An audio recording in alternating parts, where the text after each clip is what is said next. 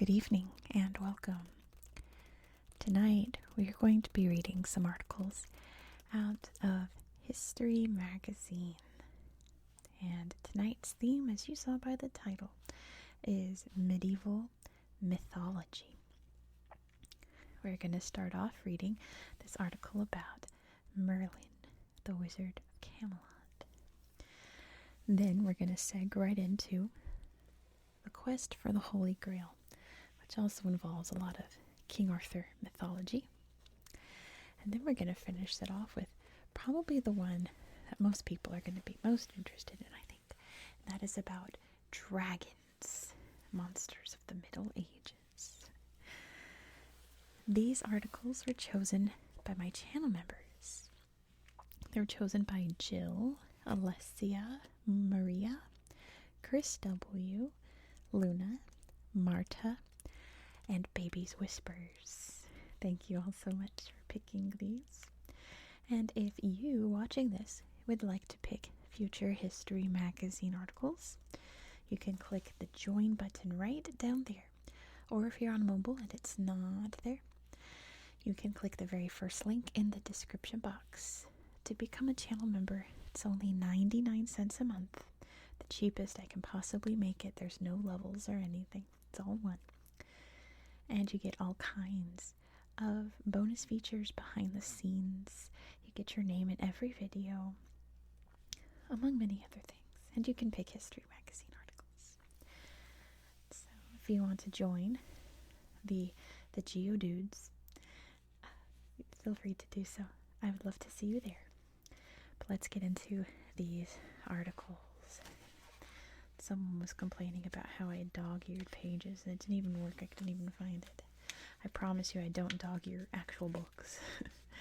Only in this case. So here we have Merlin, the original wizard. Let's read all about him. And then, of course, we'll look at all the pictures like usual. Wise old men with magical powers and sometimes long, hoary beards are the archetypal wizards. These mystical men possess magical powers that can be used for good or evil, and literature is full of them. Prospero, the exiled Duke of Milan, who obtains magical powers when marooned on an island. Did I skip a line? I sure did. Prospero, the central character in Shakespeare's Tempest, is the exiled Duke of Milan, who obtains magical powers when marooned on an island.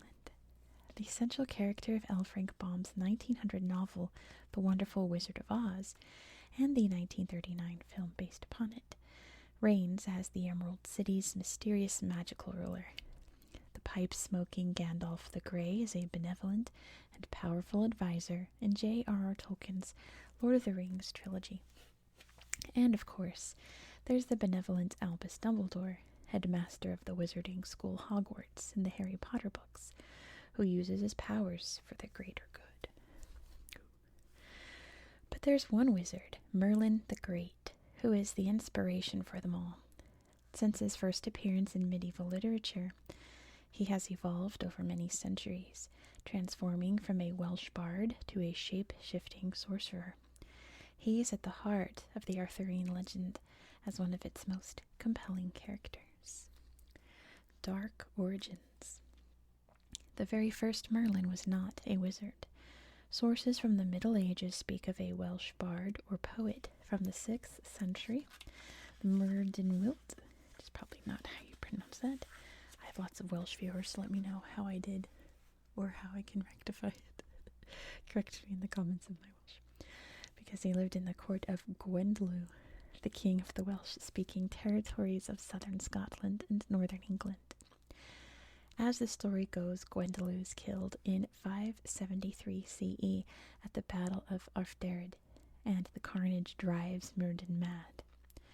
He flees to the forests of Scotland, where he lives for the next 50 years as a wild hermit, expressing himself through cryptic verses and acquiring the gift of prophecy. In the Celtic tradition, bards and poets are linked to forecasting the future. Merlin appears as a prophet in the 10th century poem Arms Prydein, or the Prophecy of Britain, which predicts an alliance between Celts and Vikings from Northern Ireland, who would drive the Anglo-Saxons out of Britain. Emerging magician. Merlin took on a more familiar form in the 12th century texts of Welsh author Geoffrey of Monmouth. Skillfully revising the Welsh tradition, he made Merlin a central figure in his 3 books, Prophecy of Merlin, the poem Life of Merlin, and most famously, History of the Kings of Britain. While the main character of Life of Merlin resembles Myrddin of the Welsh tradition, the new Merlin appears in Prophecies, which is included in Book 7 of Geoffrey's history. This revised version is a powerful sorcerer who enables King Arthur to take the throne of England. To create this character, Geoffrey drew inspiration from the history of the Britons, attributed to the 9th century Welsh monk Nennius.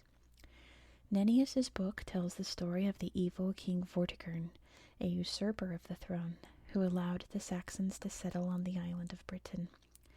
Vortigern wants to build a castle, but every time he tries, the foundations disappear. His magicians tell him the only way to secure them is to find a fatherless boy, sacrifice him, and bathe the foundations in his blood. So they capture a boy, Ambrosius, or Merlin, the son of a nun who claims to be a virgin. The young man confronts the magicians and says that 2 giant worms, one red and the other white, reside under the castle's shaky foundation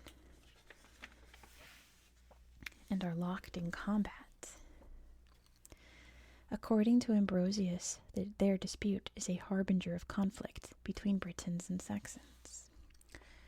Demon's Son.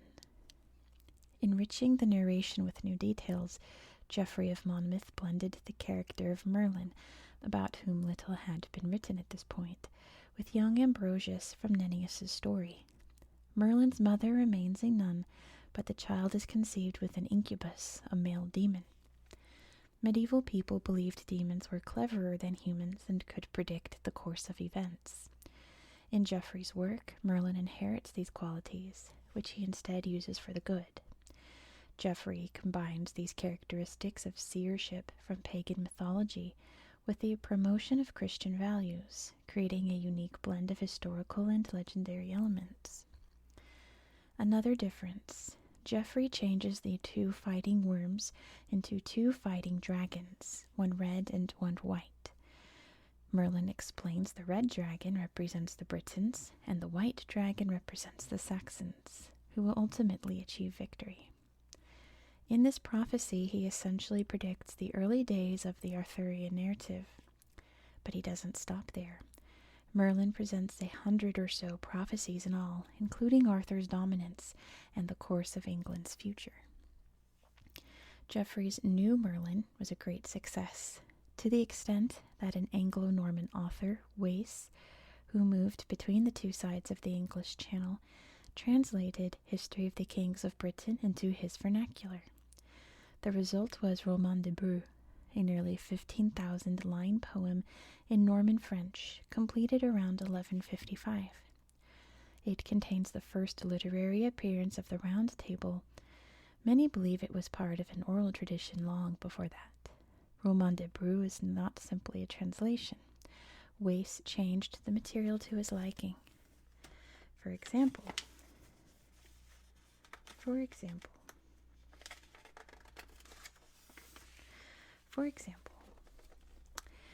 he removed Merlin's prophecies. That is what it said. Yes, he removed Merlin's prophecies. His justification for this was that many passages were incomprehensible, although he possibly wanted to avoid their political nature. Merlin at King Arthur's court. A new narrative development in Merlin's story appeared in the late 12th or early 13th century, thanks to writer Robert de Boron. Inspired by Wace, he composed his Merlin in verse, but only fragments of that preliminary work survive today. The text was later retold in prose from around 1210, perhaps by de Boron himself, and thanks to that, the poem's overall contents and approach have been preserved. De Boron's work opens with a cleric, Blaise, who is determined to write about Merlin, explaining he is translating a Latin story dictated by Merlin himself. After this introduction, the scene changes, and the reader learns that at Merlin's birth, a council of demons are conspiring to turn the baby into a kind of antichrist, their agent on Earth. Their plans fail because the child is baptized by his mother and becomes a Christian, even though he is the son of an incubus. Merlin is a positive character, despite his demonic birth and some aspects that link him to pre-Christian magic, such as the ability to shapeshift, which means to change his physical form at will. Vortigern then reappears in de Boron's text, and his death is foretold by Merlin. The wizard joins the new King Pendragon and his brother Uther in the war against the Saxon invaders. Merlin erects Stonehenge in honor of the fallen and creates the Round Table. It is also Merlin who causes Uther and Ygerne. Hold on, there's like a gnat. I hope you don't see it. It keeps buzzing around the pages. Anyway, it is also Merlin who causes Uther and Ygerne, the Duke of Cornwall's wife, to meet. Their union results in the birth of Arthur, whom Merlin will mentor. The text ends with Arthur winning the British crown by pulling a sword from a stone. I never knew who Arthur's mother was. I've never heard her name before. You only hear about Uther Pendragon, right? Merlin would continue to evolve from his depiction of de Boron's work, which laid the full foundation for the rest of the works to come about King Arthur and Camelot. In the 15th century, Sir Thomas Malory's Morte d'Arthur, or The Death of Arthur, written in English around 1470, retells the Arthurian legend in chronological sequence, beginning with Arthur's birth. Portrayed as Arthur's mentor, who is instrumental in every aspect of his life, Malory's Merlin is the culmination of all other versions of the powerful wizard. The Metamorphosis of Merlin. The magic of Merlin continued to inspire different portrayals of the character across many genres well into the modern age. In the 19th century, English poet Alfred Lord Tennyson retold the legend in 12 narrative poems called The Idylls of the King. Mark Twain portrayed Merlin as a swindler in his novel A Connecticut Yankee in King Arthur's Court. French poet and filmmaker Jean Cocteau turned Merlin, the magician, into a cruel and manipulating old man in The Knights of the Round Table. One of the most memorable works appeared in 1960, the Broadway musical Camelot, based on British writer T.H. White's collection of novels, The Once and Future King, in which Merlin is a bumbling but wise teacher who encourages the young Arthur to think for himself. Which kind of reminds me of the Disney Merlin in Sword in the Stone. I love that movie, by the way. Many films have been based on the Arthurian legend, including John Boorman's grandiose Excalibur, showcasing Nicole Williams' campy Merlin. I don't like that movie, but oh well. There's also the British satire Monty Python on the Holy Grail, which is a masterpiece, in which there's no Merlin at all. Or is he the pyromaniac wizard Tim the Enchanter? Beginning in 2008, Merlin appeared on BBC One as a fantasy adventure drama. Recognizing that the Arthur legend had been done to death, the popular show presented Merlin in a coming-of-age story as unpolished but lovable as he learns to be a sorcerer. Familiar elements include Excalibur, Guinevere, and Lancelot, but admittedly it's a long way from the original Arthurian legend. I never watched Merlin, but I was on Tumblr in 2010, so I pretty much know all about it. Let me make sure. Yeah, okay. So we have a sleepy old wizard here in the woods. Love that. I love Merlin. What's this supposed to be? Merlin joins Arthur. Oh, he's pulling the sword out of the lake from the Lady of the Lake. And there's Merlin right there. This is Glastonbury, right? Glastonbury Abbey, where King Arthur is believed to be buried, if he were real. She could be real. Here's an old tiny Merlin here. He's talking to Blaise, dictating the story. Let's see, this is an ivory chest with scenes from King Arthur stories engraved into it. pretty cool. From the 13th century. This page I'd skipped before because it's a series of artworks depicting the life of Merlin. You can see his conception here. He's on fire here. Death of a tyrant. Oh, that's Vortigern burning up, apparently. What's this one? The future king. After Vortigern's death, Merlin serves King Pendragon and his brother Uther as an advisor. Okay, and then here we have pulling the sword out of the stone there. You can see him pulling the sword out. Here's beautiful Stonehenge, which obviously not, but the mythology is that it was built by Merlin. This is Henry II. Very important in British history in that he really linked the French and English cultures together, and I suppose was big during the time of Arthurian legends. There's Merlin building Stonehenge. Here's the story of the two dragons fighting under this castle here. I wonder if that's supposed to be Merlin. This old-timey map of Great Britain and Ireland. A gold buckle, it says down here. This is from Sutton Hoo, which is a very, very famous archaeological site in England. Probably around the time that Arthurian legends were beginning was when Sutton Hoo was a thing. This is, I can never pronounce this. Welsh people help me out. Isn't it Caernarfon Castle? I've always said it. It's one of those things I've never actually heard said out loud. There's an old bard. This is Merlin Wilt, apparently.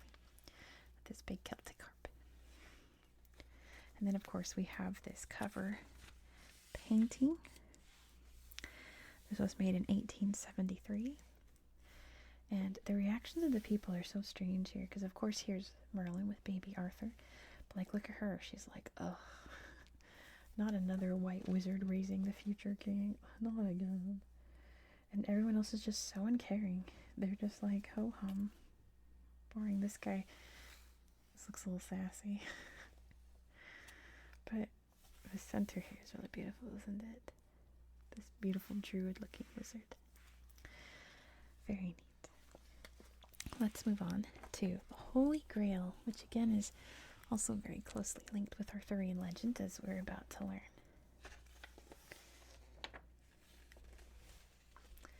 Here we go. The Holy Grail has occupied a central place in the Western imagination for millennia, whether as a sacred relic, a lost treasure, or an object of unattainable perfection. But the Grail did not begin as any of those things. Rather, it was a simple cup at the Last Supper. The earliest reference to it can be found in Paul's first letter to the Corinthians, the basis of the sacrament of the Eucharist.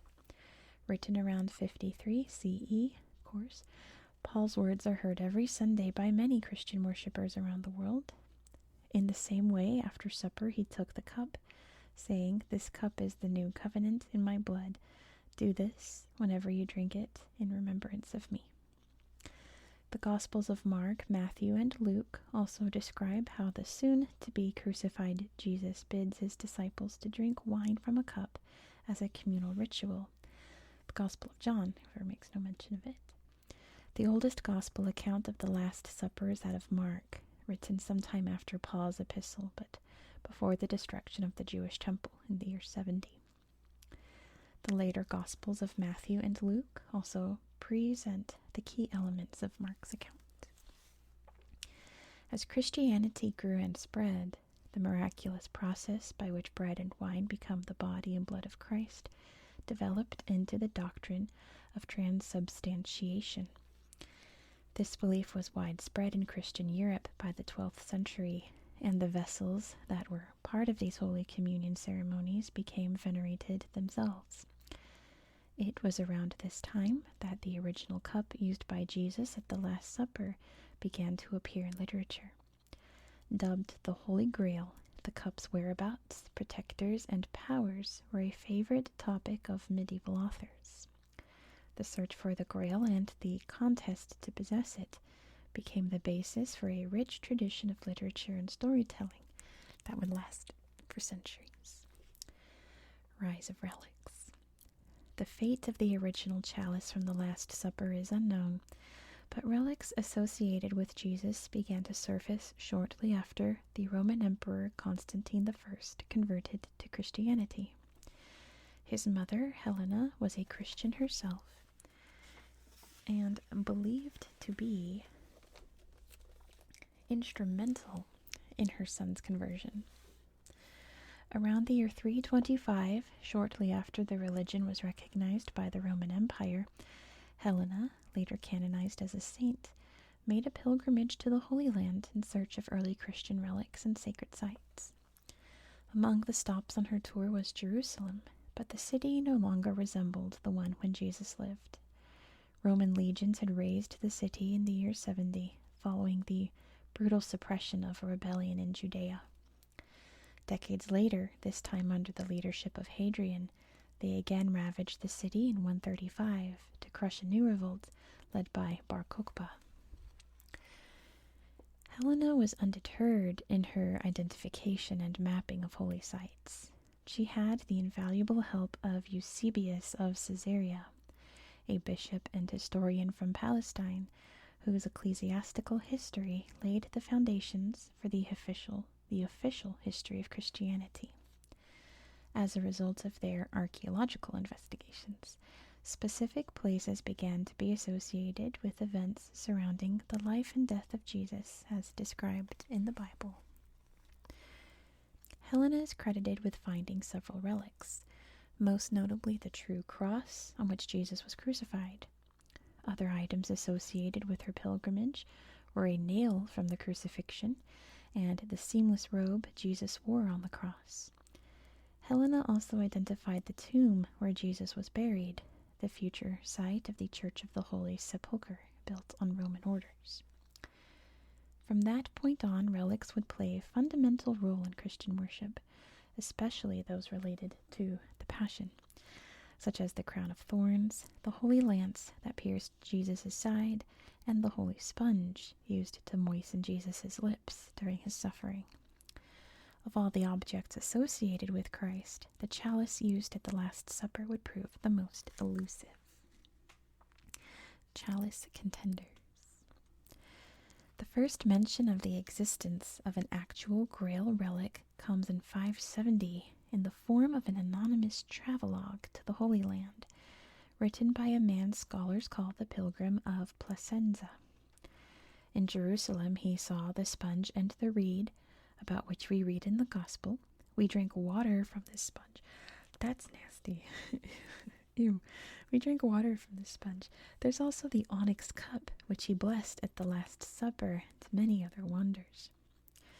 Over the next few centuries, references to the chalice dwindled considerably, even as veneration of relics increased in medieval Europe. I mean, I get it. It's, the sponge that wet Jesus' lips. You want to put it to your lips, but it was 500 years ago. Ew, 500-year-old sponge. I don't know. Moving on. That's not to say there were no objects believed to be the Holy Grail. Hundreds of goblets in churches, cathedrals, and monasteries across Europe have been candidates at different times in history. Among the most famous is a red agate vessel known as the Chalice of Valencia. The artifact came to prominence in medieval Spain. Since 1399, not 1939.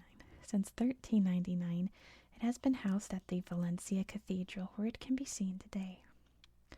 Another contender is the Sacro Catino, or the Holy Bowl, an octagonal green glass container shaped more like a basin than a wine cup. Held today at the treasury of the Cathedral of San Lorenzo in Genoa, Italy, it was supposedly found near Lake Galilee and brought to Genoa following the First Crusade in the 12th century. Studies conducted centuries later put the bowl's creation at the time of Christ, although scholars still debate the exact date. Royal quest. Around the same time that these chalices began drawing attention, Literature also began focusing on the vessel and centering epic stories around it. The Holy Grail, as it would become known, was taking its place as one of the most precious and desired objects in all of Christendom. The word Grail itself is pregnant with meaning and mystery, with deep Christian connotations. Two etymologies are cited for the word. Its most likely origin is the medieval Latin gradalis, meaning dish. But an alternative explanation is that it derives from the Old French sang Grail, meaning royal blood. Sang Grail, I like it. In the course of the following centuries, Grail motifs in the quest to find the relic were woven into various stories, most notably those surrounding a legendary 6th century leader who lived very far away from the Holy Land, Arthur, King of the Britons. Arthur's story has been around in Welsh and English folklore for centuries, but his narrative began to solidify in 1136 when English Bishop Geoffrey of Monmouth wrote an almost entirely fictional chronicle called History of the Kings of Britain. In it, he expanded the early Arthurian legends. Back in the 9th century, Welsh historian Nennius had written, or at least compiled, a history of the Britons that included Arthur, but it was Geoffrey who first styled Arthur as the archetypal hero. Wace, an Anglo-Norman poet in the court of Eleanor of Aquitaine, wrote a verse chronicle, Roman de Bru, Romance of Brutus, in 1155, based on Geoffrey of Monmouth's text. Wace described how Arthur came to power thanks to the magical sword Excalibur and founded the Knights of the Round Table. In the years that followed, the splendid court of Aquitaine, a kingdom in what is now France, provided fertile ground for troubadours and scribes to compose works featuring King Arthur, his knights, and the Holy Grail. The vessel becomes even more central in the late 12th century. Marie de France, a poet at the English court, right? Marie de France, a French poet at the English court, wrote poems about Arthur and the Grail. Chrétien de Troyes penned 5 Arthurian romances, including Percival, the Story of the Grail. In this work, it was Percival the Knight. In this work, in which Percival the Knight is tested in various ways, the Grail is depicted as a mysterious serving dish. It is neither holy nor yet the object of a quest, but it does have supernatural value and healing power. Percival plays a main role in German poet Wolfram von Eschenbach's Parzival. Written around 1300, this romance recounts how the knight is eventually crowned Grail King after many adventures. By 1220, an array of Arthurian conventions had been established in the old French poems modern scholars collectively referred to as the Lancelot Grail cycle. The educated readership came to know the dramatic settings of Arthur's world: Avalon, the enchanted island; Camelot, home of King Arthur and his knights; and Tintagel Castle in Cornwall, where Arthur said to have been conceived. This rich world formed the backdrop for the many adventures of the Knights of the Round Table. The quest for the Grail was also by then one of the principal storylines in the Arthurian tradition. Others include the troubled love triangle between Arthur, his wife Guinevere, and the knight Lancelot. These storylines came to inform one another. Lancelot's erotic entanglements, for example, complicate matters as to whether he was sufficiently worthy to receive the Grail. Another celebrated object of the Arthurian romance was the Round Table. The scene of Arthur and his knights gathered around this table symbolically recalls the Last Supper. In a deeply Christian age, such powerful imagery infused Arthurian texts and Grail legends with a sense of holy purpose, as well as with redemption and healing. Keepers of the Grail. The real and the fabulous are seamlessly blended in the Arthurian stories about the Grail. The tales inhabit a time and place that seem factual yet cannot be pinned down, allowing them to be identified with people and places across Europe. Semi-historical characters who live at different moments in history, such as Joseph of Arimathea, which is 1st century Palestine, and Arthur in 6th century Britain, are mixed with fantastic characters, such as the wizard Merlin and the enchantress known as the Lady of the Lake. In 1200, the poet Robert de Boron worked the Arthurian legends into a Christian framework by introducing the figure of Joseph of Arimathea. In the Gospels, Joseph arranges for Jesus' burial following the crucifixion. According to de Boron, he secretly keeps the Grail from the Last Supper and uses it to collect the blood spilled when Jesus' body was pierced on the cross. Joseph's family later traveled to England with the precious object, explaining how the Grail came to Britain. Another key figure is the mysterious Fisher King. He first appears in Chrétien de Troyes' version of the Percival tale in the late 1100s, and likely has deep roots in older Welsh literature.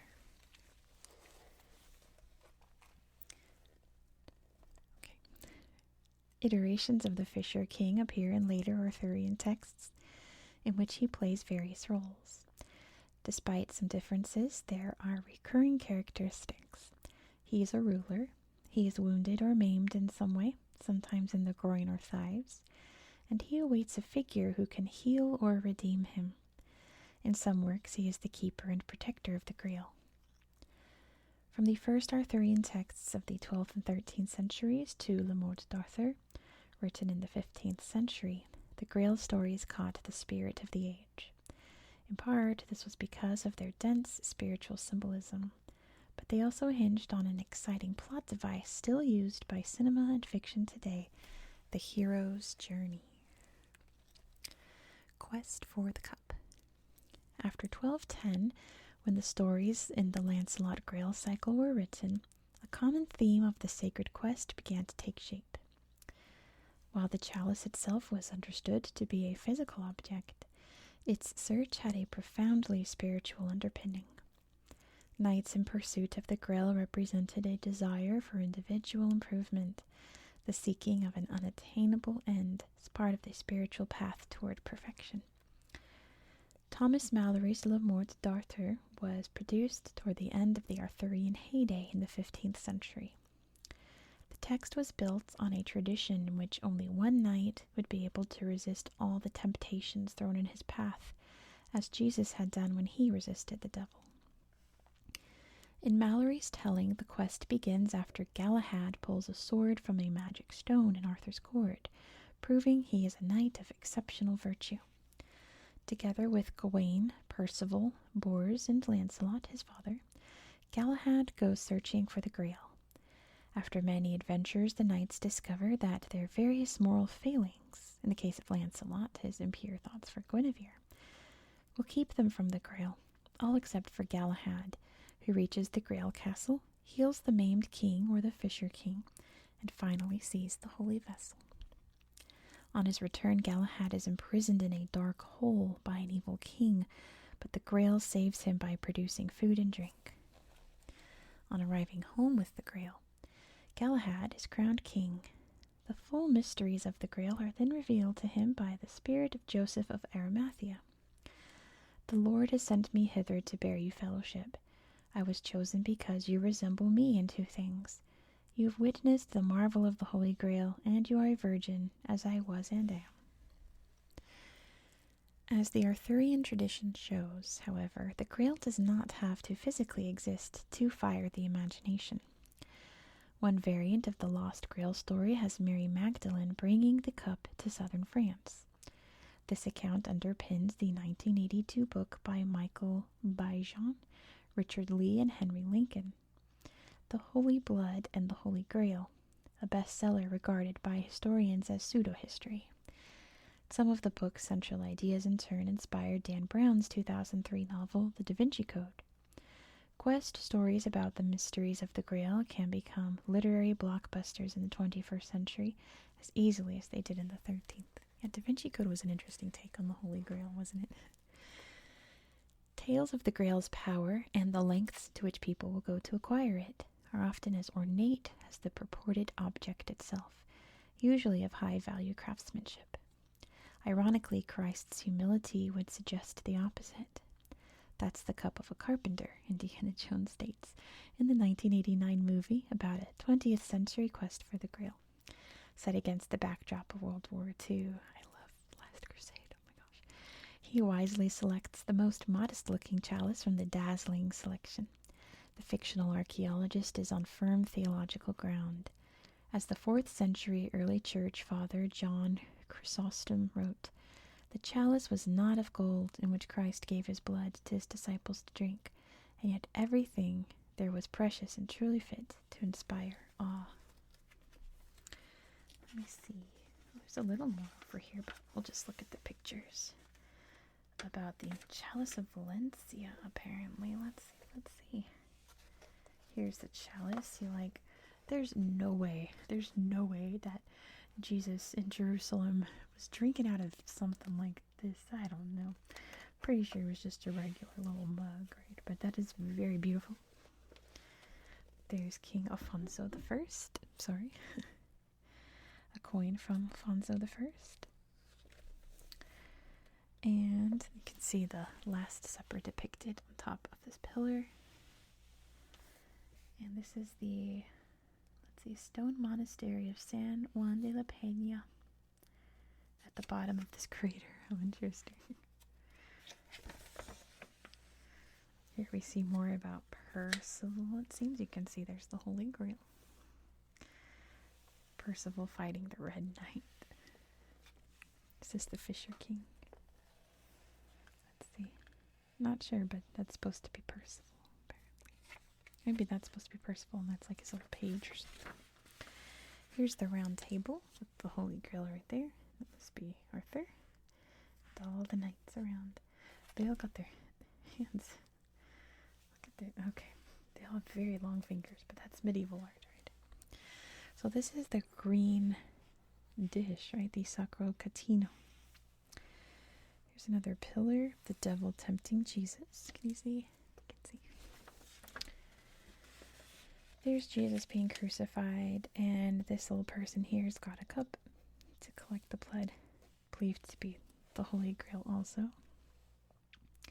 Let's see, this is the oldest sculptural representation of Arthurian legend. How cool is that? This is in northern Italy in Modena Cathedral.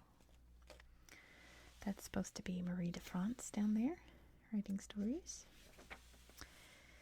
So this is the Chalice of Valencia, and you can see it, this beautiful altar that they made, and there's the little cup right in there.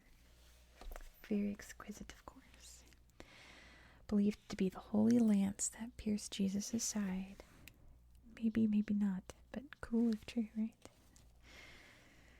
And down here is another depiction of crucifixion. Oh, this is supposed to be Helena and Constantine, who just wrote themselves into the crucifixion. Okay, good times, I suppose. Let's see, this is Roman soldiers looting the Temple of Jerusalem. I guess stealing a bunch of artifacts. This is, of course, the Last Supper. Iconic image there. And we've got a coin down here. Oh, that says Judea conquered on it. That's a cool mug there. Let's see what that is. This is in the Met, apparently. Associated with early Christian community of Antioch in Turkey. And some believe that's the Holy Grail. And then some good old medieval art here depicting, this is the Fisher King, it says, and Percival. And that must be the Holy Grail. Alright, moving on to our last article about dragons. The history of dragons. See, this is the new magazine, so the pages are glossier now. So sorry if the light is a little annoying. Doing what I can. The dragon is one of the most emblematic images of medieval culture. Far from being a fantastical invention or a modern product of J.R.R. Tolkien's sagas, the dragon emerged from symbolic worlds created in ancient times and has survived to the present day. In medieval societies, the dragon was classified within the same framework as regular animal species. Legends, stories, and images turned it into a symbol of the Middle Ages that would transcend time. Even earlier than the Middle Ages, in the civilizations of antiquity, a whole menagerie of mythological beings with dragon or snake-like features already existed. In ancient Mesopotamia, Marduk, the supreme deity of Babylon, clashed with the demonic dragon Tiamat, the symbol of primordial chaos and seawater, to establish order in the cosmos and create the world. In ancient China, dragons were revered creatures who protected and controlled water sources. They represented health, strength, and good luck. Greek myths abound with both vicious serpents and dracontes, gigantic serpents that acted as protectors of people, places, or prodigious objects, while symbolizing the indomitable force of nature. In the story of Hercules, he was attacked in his cradle by two serpents sent by the goddess Hera. Later in Hercules' life, as punishment for his crimes, King Eurystheus commissioned him to kill the Hydra of Lerna, a great serpent-like sea monster with 9 heads, taking shape in the Middle Ages. In the Middle Ages, these fearsome monsters were adopted from antiquity and adapted to fit the mindset of the time. In 313 CE, the Edict of Milan established legal tolerance for Christianity across the Roman Empire, later enabling Theodosius I to make it the official religion of Rome in 380. It was within this context that the dragon of antiquity gradually became co-opted to suit the visual codes of the new imperial faith. This can be seen in paintings from the Christian catacombs in Rome and in reliefs found on early Christian sarcophagi. Here, the dragon becomes associated with the devil. In Christian iconography, dragon-like monsters, being vanquished by saints and beings representing Christ, came to symbolize the triumph of the Church over pagan cults and heresies. In the apocalyptic events described in the biblical book of Revelation, a red dragon with 7 heads plays a central role. Its form recalls the Hydra of antiquity. With a thrash of its tail, it sweeps away 1/3 of the stars in the sky before the archangel Michael wins the battle and hurls it out of heaven. In Genesis, it's a serpent that tempts Eve to pick the fruit of the forbidden tree, thereby committing the original sin and causing what Christians call the fall of man. The water serpents of the Greek world became conflated with Leviathan, a sea monster cited several times in the Bible, as well as with the big fish, or in Hebrew, let's try it, Dagadal, that swallowed the prophet Jonah for 3 days. Across cultures and continents, there were very different visualizations of the dragon. It was Isidore of Seville, archbishop and scholar, who consolidated the early profile of the dragon that would become widespread in the Middle Ages through his descriptions in etymologies, an encyclopedia of sorts from the beginning of the 7th century. Drawing on various ancient sources, the Spanish theologian classified the dragon as belonging to the serpent family and being the largest of all the animals. According to Isidore, dragons are crested and usually came from Ethiopia and India. They dwelt in caves, could fly, and annihilated their prey not with their venom or bite, but with their tails, which they used to lash or constrict their victims. As a predominantly Christian country, Ethiopia was no stranger to dragon legends. Saint George, the patron saint of Ethiopia, England, and several other countries, is depicted prominently across Ethiopia's Christian iconography, slaying dragons and leading soldiers against enemies who sought to colonize them. Pictured in a serpent-like manner, dragons are also a representation of the devil. While in the Byzantine world, the dragon was represented entirely with the attributes of a serpent, in the medieval West it was given a range of physiognomies, from feline or canid to avian. The shape-shifting nature of the medieval dragon only strengthened its association with the devil. The Romanesque art of the 11th and 12th centuries includes bipedal winged dragons with bulkier bodies and cat-like or dog-like faces. These creatures have scaly skins, long ears, and tails tipped with vegetal forms. There are also dragons similar to the griffin, a hybrid creature from antiquity with the head, torso, front legs, and wings of an eagle, and the hind quarters of a lion. The Romanesque dragons, as depicted in the capitals, corbels, and tympana of churches and monasteries, are usually trying to attack knights, saints, and creatures that symbolize Christ, such as the lamb or the lion. Dragons, mermaids, harpies, apes, and other evil beings were carved into church architecture as a warning. When the faithful, many of them illiterate, gazed up at these terrifying stone bestiaries, they would surely be mindful of infernal punishment and what they might do to avoid it. These images were diffused across Europe, reaching a wide audience thanks to the growing popularity of pilgrimages to Rome and Compostela, Spain.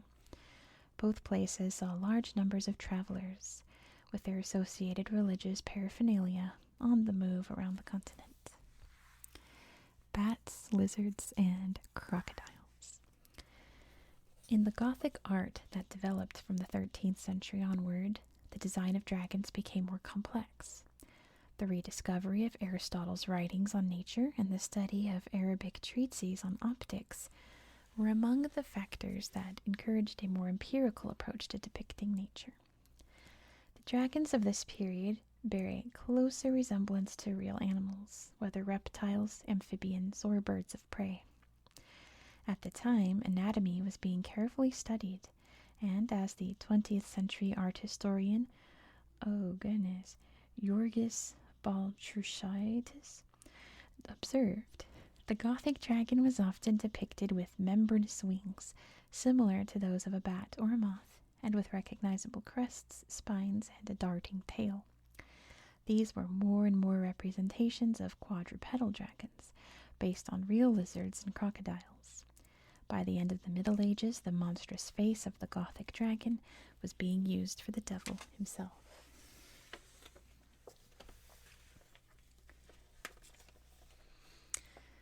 Dragons had an important role in several legends and hagiographies, or lives of saints, that attained great popularity in medieval times. In these stories, saints achieve redemption by destroying dragons or serpentine creatures. St. Patrick expelled snakes from Ireland, while St. Hilarion consigned a dragon to flames that threatened Dalmatia. It was also said that St. Marcellus, Bishop of Paris, who lived between the 4th and 5th centuries, heroically confronted a dragon that guarded the tomb of a pagan woman and threatened the peace of the residents. Trusting in God's protection, Marcellus approached the beast and touched it on the head with his staff, after which he ordered it to disappear from the city. Many of these stories were hugely popular thanks to widespread circulation of the Golden Legend, a collection of tales about the lives of saints compiled around 1265 by Jacobus de Voragine, a preacher and the Bishop of Genoa. Voragine, probably. One of the stories included in this work was that of Saint Margaret or Saint Marina of Antioch. In this city of the Eastern Roman Empire, Olibrio, governor at the time of Emperor Diocletian, asked the young Christian Margaret to abandon her faith to marry him. When the girl refused, he ordered her arrested.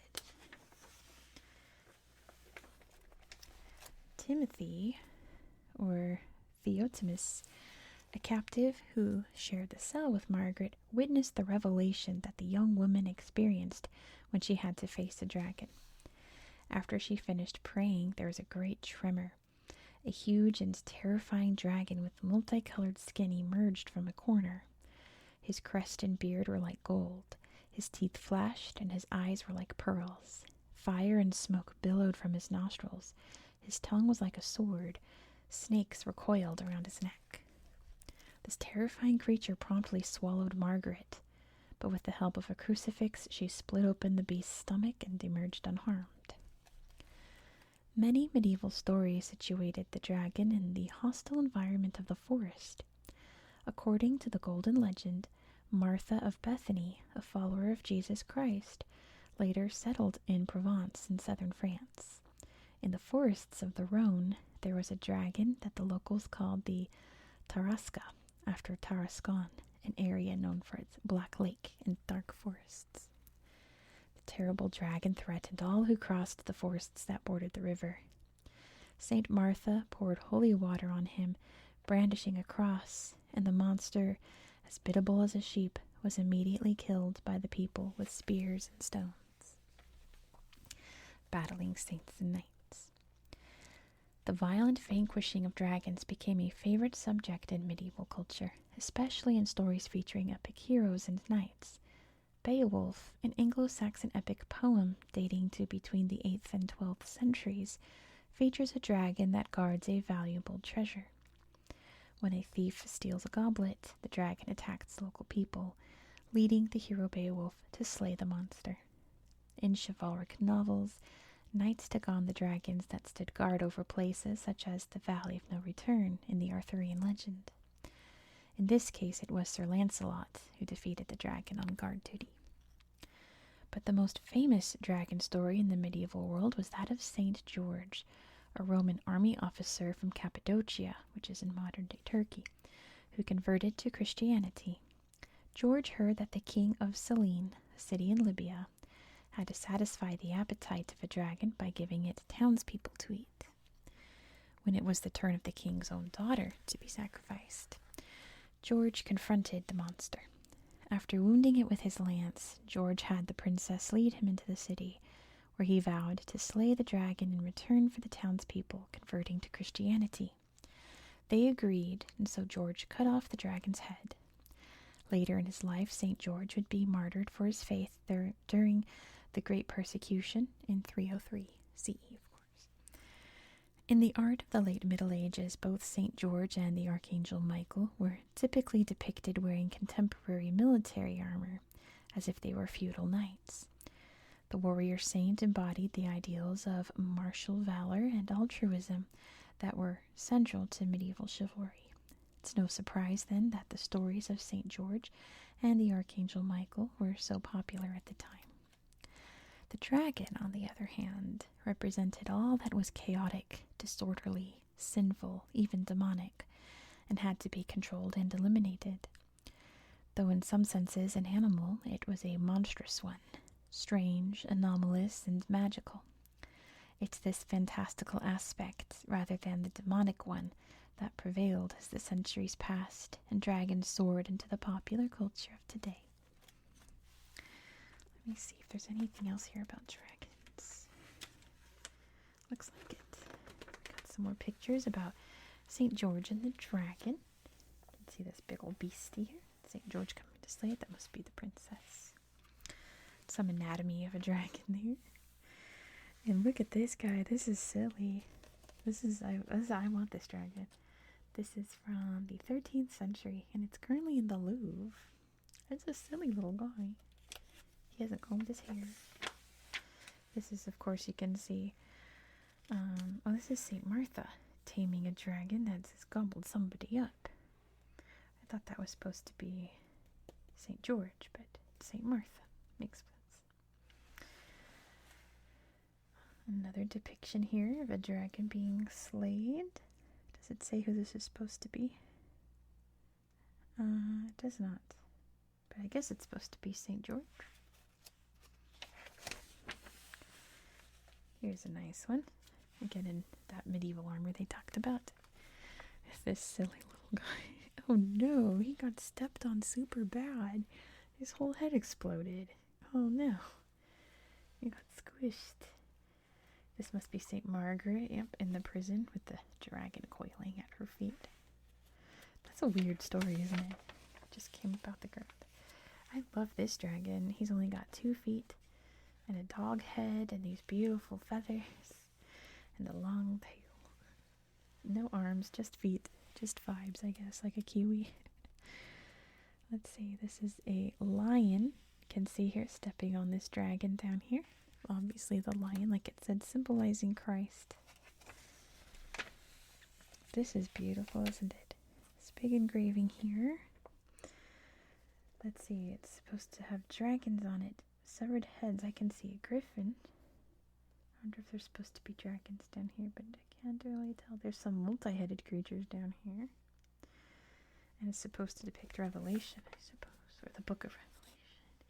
This is a creepy black sea dragon with webbed feet, wings on its arms. That's pretty cool. He looks kind of sleepy.